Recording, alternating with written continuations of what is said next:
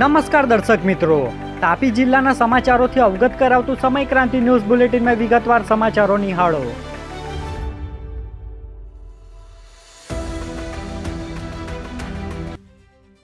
તાપીમાં મેઘરાજા મન મૂકીને વરસી રહ્યા છે. ડોલવણમાં સૌથી વધુ 7.7 ઇંચ વરસાદ વરસ્યો. તાપી જિલ્લામાં છેલ્લા 24 કલાક દરમિયાન વરસાદી માહોલ યથાવત રહ્યો છે. ડિઝાસ્ટર કંટ્રોલ રૂમ પાસેથી પ્રાપ્ત માહિતી મુજબ ડોલવણમાં સૌથી વધુ 7.7 ઇંચ, વાલોડમાં 7 ઇંચ, વ્યારામાં 4.7 ઇંચ, ઉકાઈમાં 3 ઇંચ, સોંગઢમાં 2.3 ઇંચ અને ઉચ્છલમાં 1.6 ઇંચ વરસાદ નોંધાયો છે. સતત વરસી રહેલા વરસાદથી જિલ્લાની નદીઓ અને જળાશયોમાં નવા નીરની આવક વધી છે, જ્યારે નીચાણવાળા વિસ્તારોમાં તંત્ર સાવચેત બન્યું છે. ડોસવાડા વિયર ડેમ ઓવરફ્લો, 17 ગામો એલર્ટમાં, ખેડૂતોમાં ખુશીનો માહોલ. સોંગઢ તાલુકાના ડોસવાડા ગામે આવેલ ઐતિહાસિક ડોસવાડા વિયર ડેમ ઓવરફ્લો થયો છે. હાલ ડેમ ઉપરથી અંદાજે 2.4 સેન્ટીમીટર પાણી વહી રહ્યું છે અને 57.91 ક્યુસેક પાણીનો ડિસ્ચાર્જ થઈ રહ્યો છે. સાવચેતીના ભાગરૂપે ડેમના નીચાણવાળા 17 ગામોને એલર્ટ કરવામાં આવ્યા છે. બીજી તરફ ડેમમાં નવા નીરની આવક થતાં સંલગ્ન ખેડૂતો અને પશુપાલકોમાં ખુશીનો માહોલ જોવા મળી રહ્યો છે. તાપી જિલ્લા ભાજપ યુવા મોરચા દ્વારા વ્યારામાં રક્તદાન શિબિર, યુવાનોએ ઉત્સાહભેર કર્યું રક્તદાન.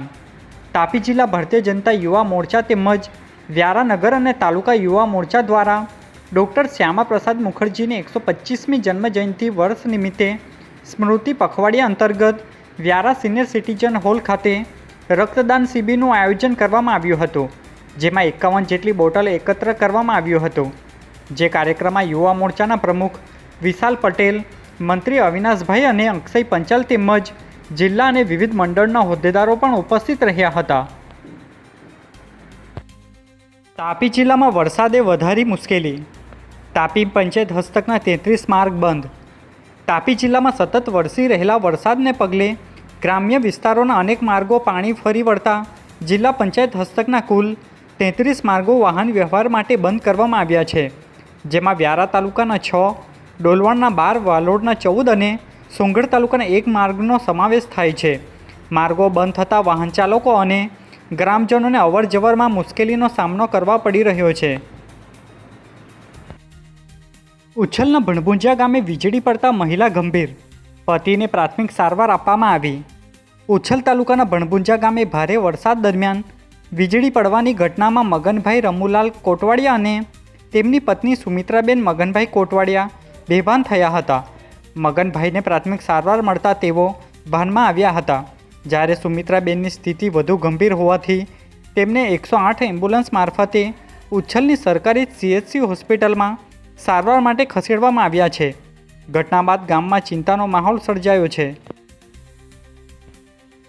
ડોલવણના વાકલા ગામે પુલની સાઈડ ધસી પડતા જોખમ વધ્યું, વ્યારા ડોલવણ માર્ગ પર ચિંતા. ડોલવણ તાલુકાના વાકલા ગામની સીમમાં આવેલા પુલની સાઈડ પરનું માટી પૂરણ ભારે વરસાદને કારણે ધસી પડતા પુલને નુકસાન થવાની ભીતિ સર્જાઈ છે. વ્યારા ડોલવણને જોડતા મહત્ત્વના નેશનલ હાઈવે 56 પર દરરોજ હજારો વાહનોની અવરજવર રહે છે. 5 દિવસ અગાઉ ગળત ગામે પણ પુલનો એપ્રોચ ધોવાઈ ગયો હતો, ત્યારે વધુ એક ઘટના બાદ વાહન ચાલકોમાં ચિંતા વ્યાપી છે. બુહારીમાં નાયરા પેટ્રોલ પંપ પાસે પાણી ભરાતા પ્રી મોન્સૂન કામગીરી સામે સવાલ. વાલોડ તાલુકામાં ધોધમાર વરસાદ વચ્ચે બુહારી ગામે નાયરા પેટ્રોલ પંપ નજીક પાણી ભરાઈ જતાં વાહન ચાલકોને ભારે હાલાકીનો સામનો કરવા પડ્યો. સ્થાનિકોમાં પ્રી મોન્સૂન કામગીરી સામે સવાલો ઉઠ્યા છે.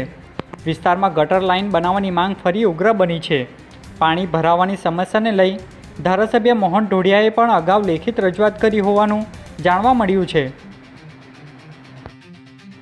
ડોલવણ તાલુકામાં NH56 વિસ્તરણ સામે ગળત ગામના ખેડૂતોનો વિરોધ, કલેક્ટરને રજૂઆત.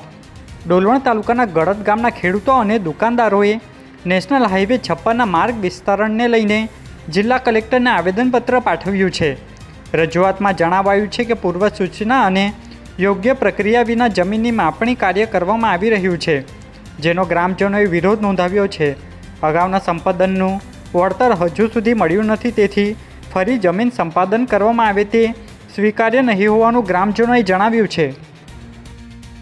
અમે ગળત ગામથી મોટી સંખ્યામાં કલેક્ટરશ્રીને આવેદનપત્ર આપવા આવ્યા છે કે ગેરકાયદેસર રીતે અમારી પોતાની માલિકીની જગ્યામાં અમારી NHIના અધિકારીઓ ગેરકાયદેસર રીતે તોડફોડ કર્યા હતા. તેમનો અમને ઉગ્ર વિરોધ છે અને આ વાતનું કોઈ નિરાકરણ ના આપવામાં આવે તો અમે ઉગ્ર આંદોલન કરશું અને અમે એક પણ ટુકડો જમીન આપવાના નથી.